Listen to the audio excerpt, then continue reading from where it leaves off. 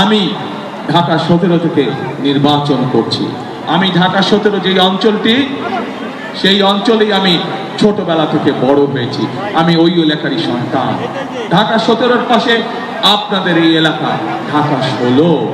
ঢাকা 17 এবং ঢাকা 16-তে একটি কমন সমস্যা রয়ে গিয়েছে। বহু মানুষ আছেন যাদেরকে প্রতি মুহূর্তে একটি দুশ্চিন্তার মধ্যে থাকতে হয়। এই এলাকা, এই সমস্যা আমার ঢাকা 17-তেও আছেন।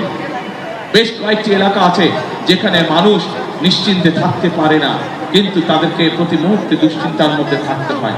আমি সিদ্ধান্ত নিয়েছি, আমাকে আল্লাহর রহমতে আল্লাহ যদি আমাকে সুযোগ দেন, তাহলে সেই মানুষগুলোর জন্য আমি আমার ঢাকা 17 এলাকায় স্থায়ী বসবাসের ব্যবস্থা করব।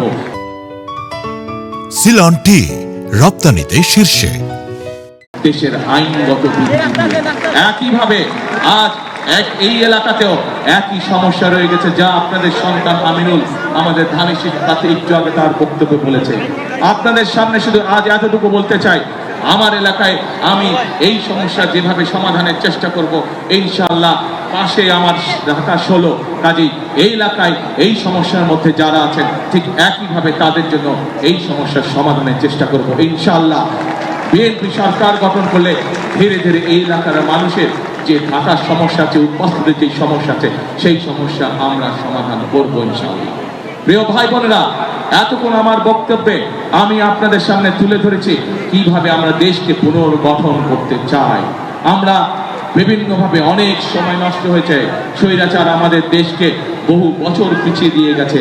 পৃথিবীর বহু দেশ আমাদের থেকে অনেক এগিয়ে চলে গিয়েছে। এখন প্রিয় ভাই বোনেরা, আমাদের সামনে যে কোনো মূল্যে আমাদেরকে পরিশ্রম করতে হবে, যে কোনো মূল্যে আমাদেরকে আমাদের দেশকে গড়ে তুলতে হবে। কারণ আপনারা, আমি, আমরা সকলে এই দেশই হচ্ছে আমাদের প্রথম, এই দেশই হচ্ছে আমাদের শেষ।